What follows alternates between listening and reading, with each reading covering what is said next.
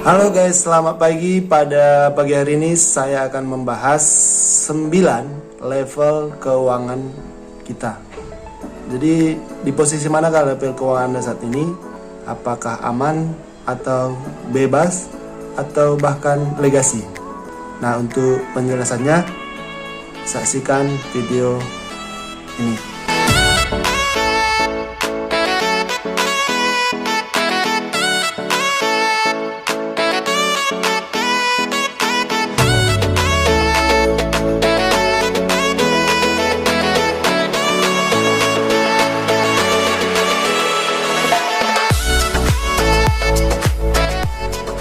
Oke, level yang pertama namanya adalah financial independent, dimana pada level ini kita masih tergantung pada orang lain untuk segala jenis urusan keuangan kita.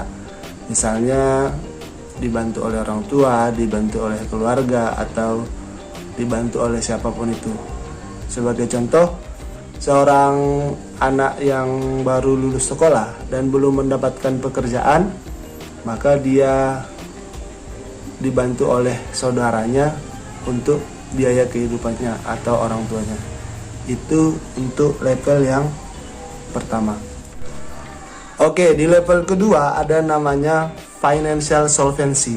Financial solvency ini di mana kita sudah bisa membiayai kehidupan kita, biaya hidup sendiri walaupun masih pas-pasan. Kita sudah mempunyai pengalaman menghasilkan uang, dan kita memiliki orang-orang yang mau mengajari kita untuk menghasilkan uang. Nah, pengalaman saya ketika saya dulu kuliah, maka saya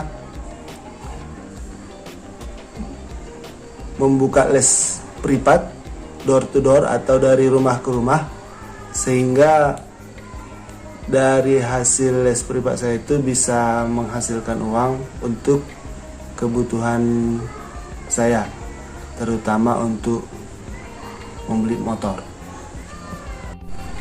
Jadi dari hasil les privat saya itu, saya tidak banyak lagi meminta kepada orang tua, meminta hanya sebatas uang kuliah saja, dan saya siap untuk naik ke level berikutnya, yaitu level ketiga, financial stability, dimana di level ini kita punya keuangan yang cukup stabil dan ada saldo tabungan kita dan punya dana darurat.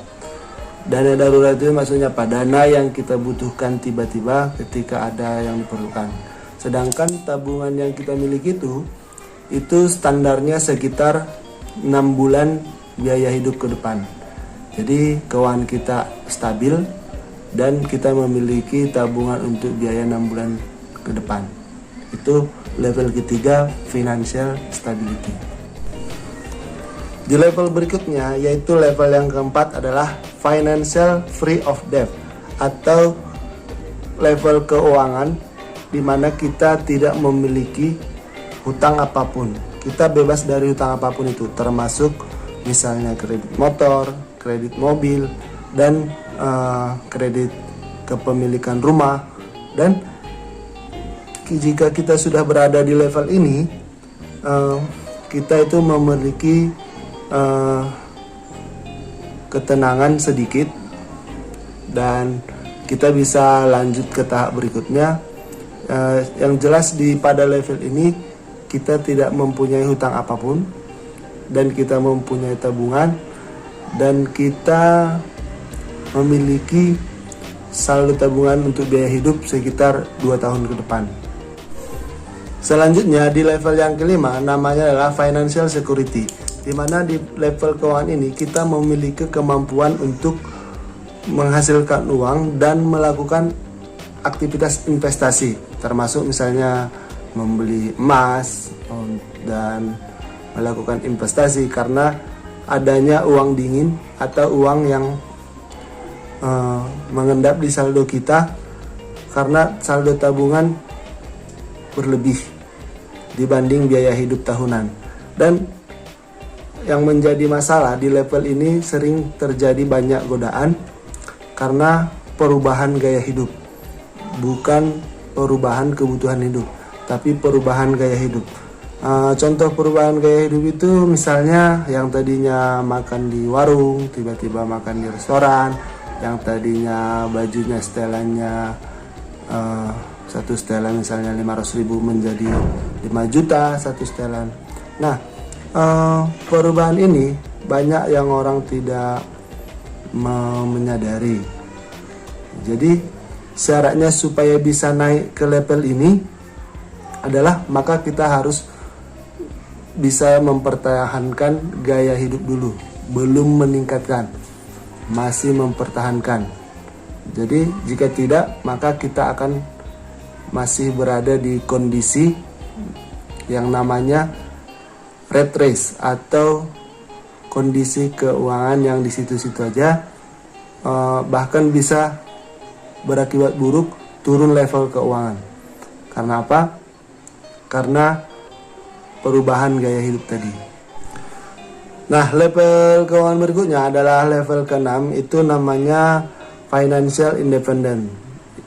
Financial independent itu sangat jarang orang yang bisa mencapai ke level ini. Di seluruh dunia mungkin hampir 20% saja. Artinya dari 100 orang yang ada di dunia ini, yang bisa mencapai itu hanya 20 orang saja. Di kelas ini kita punya kebebasan bekerja, kita bebas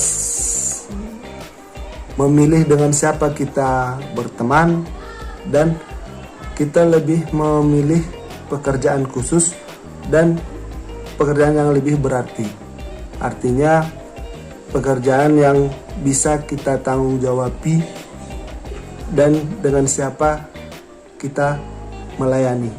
Sebagai contoh, misalnya seorang bisnismen yang sudah punya bisnis dengan tim yang solid, bisnisnya itu bisa menghasilkan passive income, sehingga ketika bisnisnya sudah berkembang, dia bisa naik level keuangan ke level ke-7. Nah, di level ke-7, level keuangan ini namanya financial freedom, yaitu kebebasan keuangan. Di level ini kita tidak pernah lagi khawatir akan biaya hidup kita, akan gaya hidup kita, karena sudah di cover dari penghasilan pasif atau aktif juga, penghasilan aktif dan juga penghasilan pasif dari aset kita. Kita sudah bisa memiliki rumah mewah, kita bisa memiliki mobil sport, dan bisa liburan kemana saja yang kita mau, baik itu di dalam maupun di luar negeri. Jadi syarat dari financial freedom ini atau kebebasan keuangan ini sebesar kira-kira 25 kali biaya hidup tahunan. Jadi tergantung biaya hidup tahunan masing-masing. Contoh misalnya biaya hidup per bulan kita itu 10 juta rupiah, maka biaya hidup tahunannya itu 10 juta kali 12 itu 120 juta.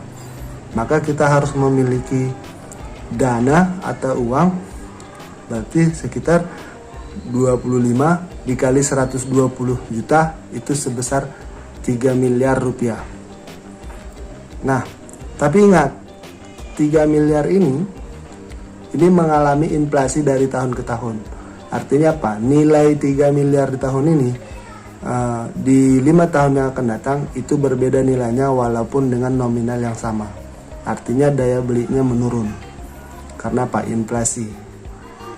Nah, maka ketika kita menyadari itu, maka kita bisa menggunakan rumus 3%, yaitu kita memiliki 33 kali jumlah uang tahunan. Berarti 33 dikali 120 juta sekitar 3,6 miliar.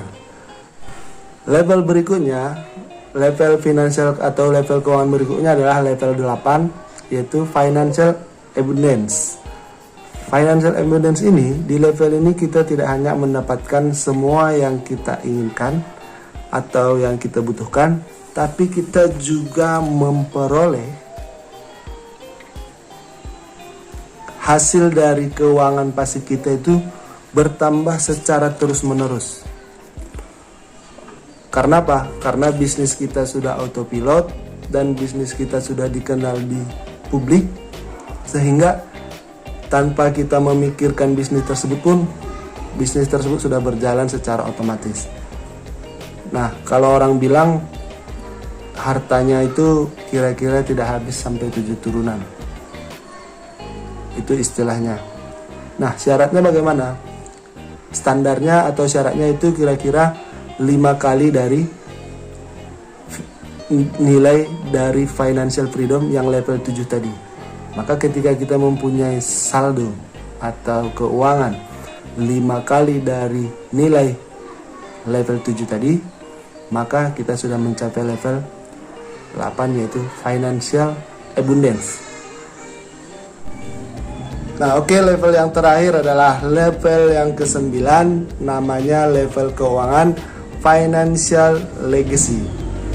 Jadi financial legacy ini adalah kemampuan finansial ketika kita mampu memberi sumbangsi kepada dunia dan memberi dampak dan bisa mengubah tatanan dunia.